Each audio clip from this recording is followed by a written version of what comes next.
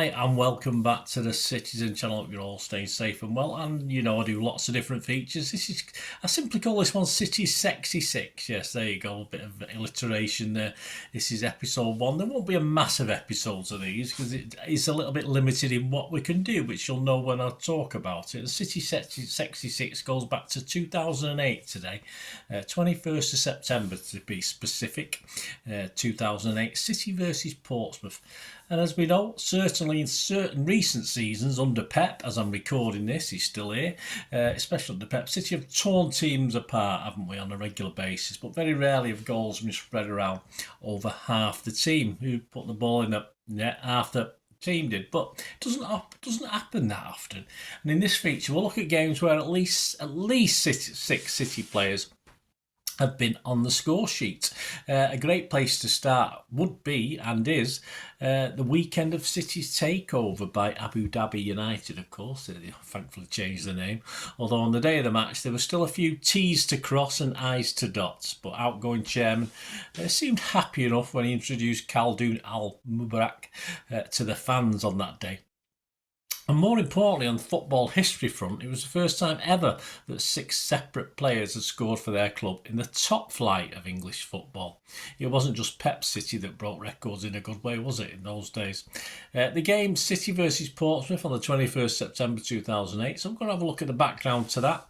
And the game itself with a match report of the 6 goal scorers. So we'll have a look at that. Please, if you are new to the channel and you've not already subscribed, please do so. Great to have you on board. Spread the word, of course. Everything City past, present, and as long as I can keep going. Simple as that. And if you do look through the channel, there's stuff on another passion of mine as well, film and TV as well. So that's very interesting. Just have a look at that. Or if you know somebody might be interested, give them a kick in my direction. Our memberships are now open for the channel. They've been there for a little while because I don't know when you're watching this compared to when I recorded it. Just 99p a month and you get exclusive early access to this. So once I do it, in fact, you might be waiting a few months to come out on the free YouTube page, but you can get instant access to it if you remember. And you also get instant access to things like scripts and stuff like that, so you can have a hard copy of these sort of things, just something extra, and you'll get early access to any sort of discounts or anything available as well through the channel. And of course, if you yourself are interested in sponsoring the channel, just contact me through this site, this message system on YouTube, or I'll tell you about my socials later on. You can contact me through as well. But we're not going to waste any more time on that. Thank you again for your watching this and your support. We're going to go back to this match and the build-up. Yeah, Robinho, yes, there we go, was getting the headlines as a new big signing, and he adorned the cover of this match's matchday programme, which cost a princely sum of £3. Now defunct Thomas Cook had an ad in the programme. Madrid to Manchester, £32 million is what we paid for Robinho, with the Robinho City shirt, of course. And then underneath he put Manchester to Madrid, 2-night stay, £369. Perhaps they weren't charging enough, I think that's why they went defunct. Thaksin Shinawatra was still the owner on page 3. He was still the owner in the stands, but of course the baton was being passed. That would disappear, of course, for the next home game, or his name would disappear out of the programme. Mark Hughes would take a little longer to disappear, of course, but his City sat 6th in Mark's Premier League after 4 games with 6 points. So not fantastic, but not a total disaster. And on the Thursday previous, City had brought back a 2-1 lead from Nicosia in the UEFA Cup. Did you go to that one? UEFA Cup first round against OC Ammonia, with 2 goals coming from Joe. Yes, the well-named Brazilian with only 2 letters. Previous to our European trip, City, despite a brilliant debut goal from Robinho, had lost at home to Chelsea 3-1.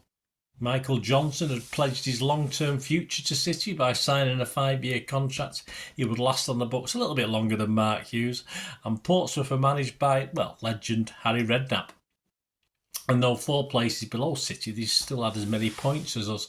In a crowd of 40,238, so a few short of capacity at the City of Manchester Stadium, or Eastlands, as most of us like to call it. There was 853 Portsmouth fans, hardy Portsmouth fans. There's not many, is it really? The lineups for City, it was Hart, Zabaleta, Richards, Dunn, Garrido, Company, Wright, Phillips, Shawnee. Ireland, he was replaced by Gelson Fernandez on 77 minutes. Elano, Robinho, he was replaced by Sturridge on 85. And Joe, so what a forward line. He was replaced by Evans on 71. And unused substitutes included Schmeichel, Michael Ball, Hammond, Bent Haim. Portsmouth, yeah, some familiar names to us as well. James was in goal. Johnson, he was replaced by Pamarot on 82 minutes. Distan, Campbell, Belhadj, Diarra, Davis replaced by Diop on 33. Kabul replaced by Utaka on 46. Armand Traore, Crouch, and Defoe. Yeah, their subs not used. Ashdown, Haridason, Mbemba, and Canoe. Over to the BBC then for the match report on this unique game. Very flattering match report. Don't always get this from the BBC. Swaggering Manchester City turned on the style with a devastating display of attacking football to crush Portsmouth at a buoyant Eastlands. Both clubs came into the match having won 2 and lost 2 of their first 4 Premier League games, but the task facing Portsmouth appeared greater. City boss Mark Hughes selected the attacking Brazilian trio of Elano, Joe, and British transfer record signing Robinho. On the day that City announced a date for the formal takeover of the club by the Abu Dhabi United Group, 23rd of September, the club's new chairman, Khaldun Al-Barak, was unveiled to fans just before kick-off, and he did not have to wait long to be entertained. Within 2 minutes, £18 million Brazilian forward Joe fed Robinho, who had Pompey keeper David James stretching at full length to push his wicked curling shot away. 10 minutes later, the pair linked up again, with Robinho cleverly switching the play to pass into the path of the on-rushing Wright Phillips, only for the alert James to race out and deflect the little winger's shot with a smart block. With Wright Phillips in a rampant mood, City were attacking in vibrant waves despite the busy efforts of Lissandro Diarra in protecting the visitors' defence at the base of midfield. City were running riot and took the lead in the 13th minute when Robinho played a clever pass into space for Joe, who timed his run to perfection against Portsmouth high backline, rounded James on the edge of the box and rolled the ball into an empty net.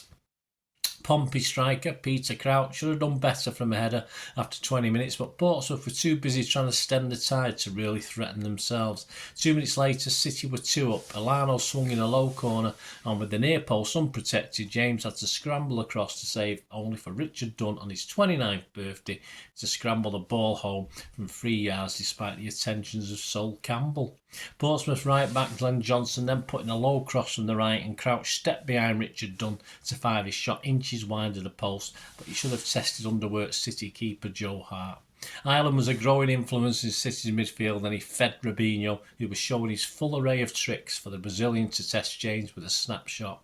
Argentine international Pablo Zabaleta had to clear a Campbell header off the line just before half-time, but that was a rare scare for City. Their imperious swagger continued, and 10 minutes after the break they put the game beyond doubt. Ireland, a product of City's famed youth academy, lofted a clever ball over static centre-back Distan, and Joe muscled his way onto the ball to feed Robinho, who clinically killed the ball past James just inside the post from 15 yards.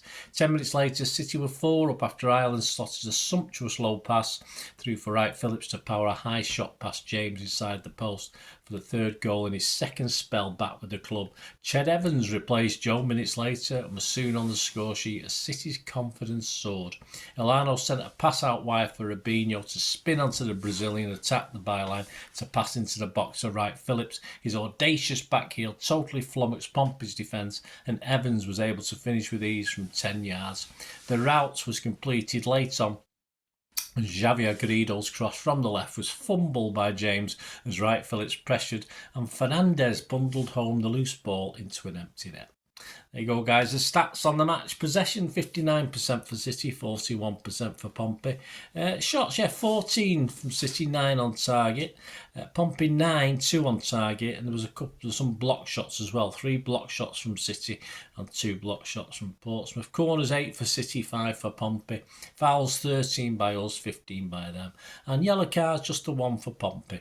And the BBC man of the match, with the votes all added up, 8.68 out of 10 he got. Robinho. got the man of the match for City. So this episode's named Sexy Six. There will be more in other episodes. Joe, Dunn, Robinho, Wright Phillips, Evans and Gelson. I'll let you decide how sexy they are. There you go, guys. Hope you enjoyed this little look. Have you got any memories of the game? Were you there that day? As I say, wasn't under Mark Hughes. Yes, we'll take 6 goals, won't we? Well, obviously people like Stuart Pearce probably get even worse. I mean, I don't know if I doubt very much I'll be finding one of these in Mark Hughes, Stuart Pearce's era, that's for sure. But hope you enjoyed it. Join me for number 2.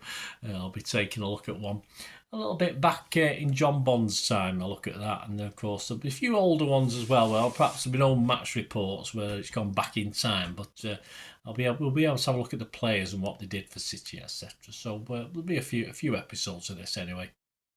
And we're probably adding it to it all the time, or hopefully we will add it to it all the time as things work out anyway. Thanks for watching, guys. Let us know your memories of this game. And my other socials, if you want to get in contact or support or sponsor the channel in any way, I'm on X and TikTok at the same address, @Bernard_Deneen. I'm on Facebook, just put in Bernard Deneen. There's only one of them on there.